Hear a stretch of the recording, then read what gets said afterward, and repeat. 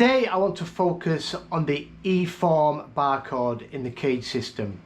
Now if you've been following these lessons, and I'll put a link below to a playlist I've created with various other positions of the CAGED system and what we can do within them chord shapes. So like I said, today we're focusing on the E form bar chord. So we're going to be in the key of G. So there's our E form bar chord for G, but we're going to be focusing on our dominant 7 because we're going to make this a bit bluesy. So all you've got to do with that shape is remove your pinky. Now first of all, what you want is your arpeggio for this shape.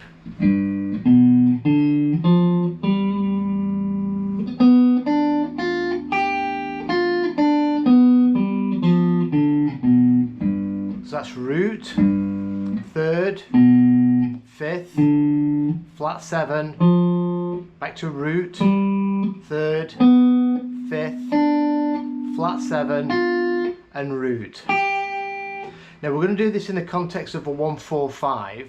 So if you want to go to the 4 chord, which is C, we're just going to bring that exact same shape up to the 8th fret and do exactly the same fingering, the same thing.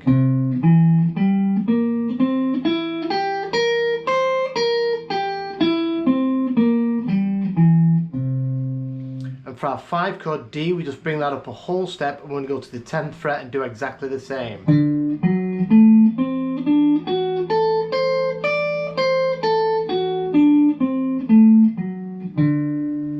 So that's the arpeggio. It's exactly the same thing for the 1, the 4 and the 5 chord. And that's all we're going to focus on in this lesson. It's just good to get this moving around in a 1-4-5 and you can play it over a jam track. It's going to work. It's going to work really well. Now, one thing when we get to the 5 chord,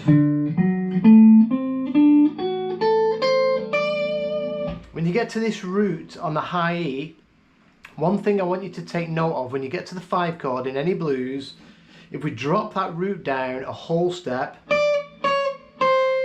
it takes you to the flat 7 of that chord, and then the note behind that is the major 3rd of your 1 chord, so it takes you back to the 1 chord.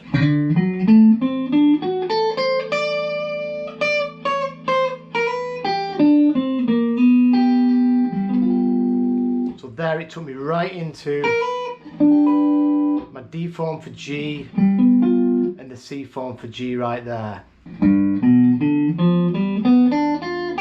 So it's good practice just to move this thing around in a 1-4-5.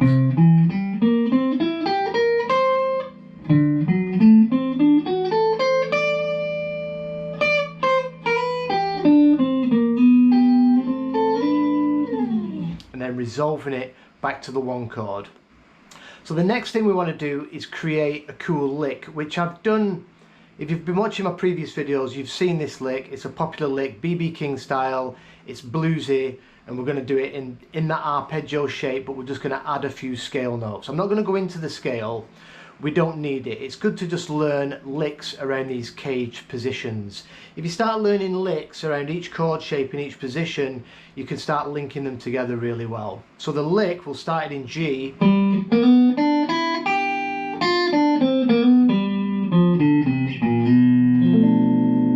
So that's the lick that we're just going to move around. So we're starting on the root, and we're going to slide into the major 3rd from the minor 3rd, so from 3 into 4. So root to the 3rd to the 5th,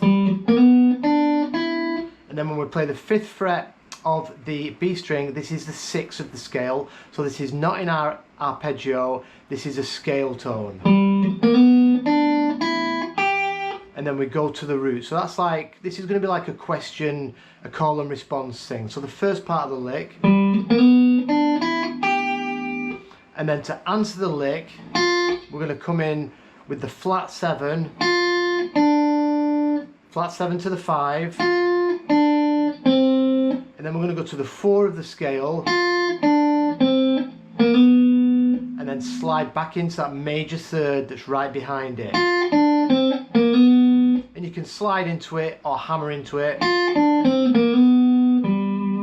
then back to the root. So far we've got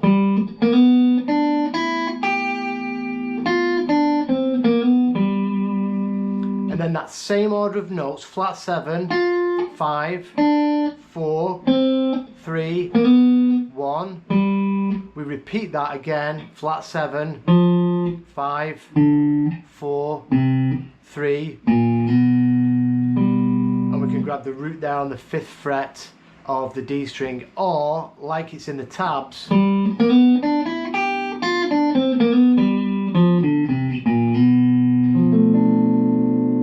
can build that G9 chord and get a bit of a B.B. King vibe. So sliding into this major third from the 1st fret into the 2nd, that's the 3rd of the chord, and we can just build that chord right into that, so it gets in there nice and smooth.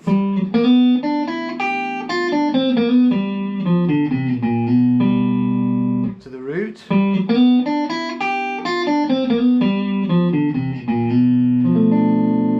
to the chord, and then we can simply just bring that up to the 8th fret and do the same again.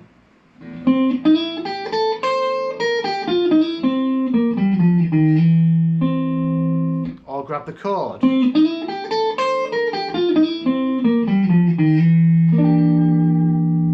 And then up to the 5 chord, same thing again on the 10th fret.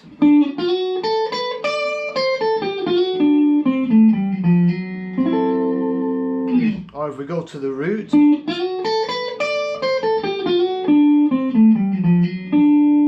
we can walk that root down back into our major third of G. And then we could grab the root on the 8th fret. That's coming out of this chord shape for G. So we're starting to link together some of these chords and shapes. I'll eventually, when we get through all these, like I said, I'll put it all in a playlist. I'm going to start doing a bunch of videos where we link all this stuff together in a 1-4-5 context, and we're just weaving in and out of the 1-4-5 using all the positions and just creating a cool blues vibe. So I'll go through that lick in 3 positions again. It's the G,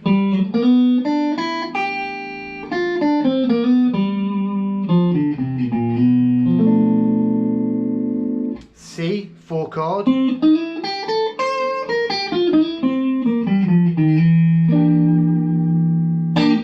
back to G,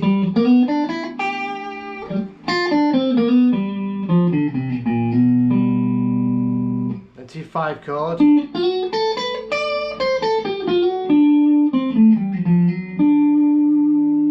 then we can walk that down, back to G. So this is really good practice. This is kind of a beginner lesson into this stuff, but you can get really complex and start moving around between all the different shapes and then putting it in a 1-4-5 context, which we'll get to. Like I said, I'll put a link in the description to the playlist where I've done a couple of other positions. You know, go back and try and work out how to link some of this stuff together. I'll also put this video and the tabs on my Patreon page, so you can get the tab sheet and work along the video to the PDF. And this is kind of, you know, how I start approaching this stuff in my private lessons. I obviously go into more detail, you know, can spend as much time on this stuff as you want, but if you start moving this stuff around just with one shape, you're getting used to the fact that we can just move these same things around. And when you do it with 5 different chord shapes, that gives us all these options in each of the positions. Alright, thanks for watching, and I'll see you in a couple of days for another video.